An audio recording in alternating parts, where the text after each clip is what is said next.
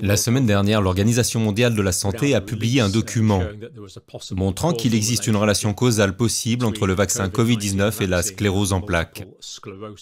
Nous avons été autorisés à en parler parce qu'il s'agit d'un document officiel de l'OMS. Nous sommes limités sur d'autres choses, mais nous pouvons parler de ce document. Voici le document en question. Il dit que la vaccination Covid-19 peut induire la sclérose en plaques par le biais d'une réactivité croisée avec les cellules T auxiliaires.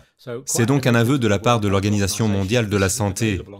Ce n'est plus disponible sur plusieurs serveurs, mais j'ai DuckDuckGo sur mon bureau pour pouvoir le retrouver. Mais c'est là. Et comme je l'ai dit, c'est une publication de l'Organisation mondiale de la santé, nous pouvons donc en parler. C'est bien de pouvoir parler de cela. Maintenant, qu'est-ce que cela montre en fait? Que se passe-t-il? Eh bien, je vais faire une sorte d'explication rapide de ce qui semble se passer.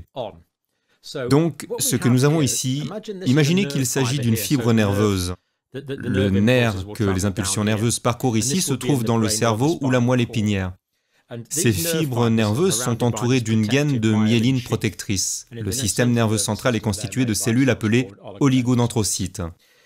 Ici, nous avons la protéine Spike provenant de la source naturelle du coronavirus à l'infection. Et ici, nous avons la protéine Spike produite par le vaccin lui-même.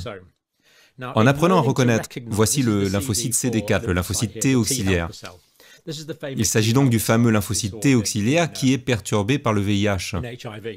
Ainsi, lorsque les gens deviennent immunodéficients, dans le cas du sida, le syndrome d'immunodéficience acquise, ce qui se passe ici, c'est que le virus détruit un grand nombre de cellules CD4 auxiliaires, jusqu'à ce qu'elles ne puissent plus produire de réponse immunitaire. Mais ici, ce n'est pas un manque de réponse immunitaire, c'est un excès de réponse immunitaire. C'est là le problème. Le CD4 apprend donc à reconnaître correctement, comme dans les principes de la vaccination, ces protéines de pointe. Et il peut combattre ces protéines de pointe, ce qui est bien sûr une bonne chose. Il s'agit des protéines produites par le vaccin.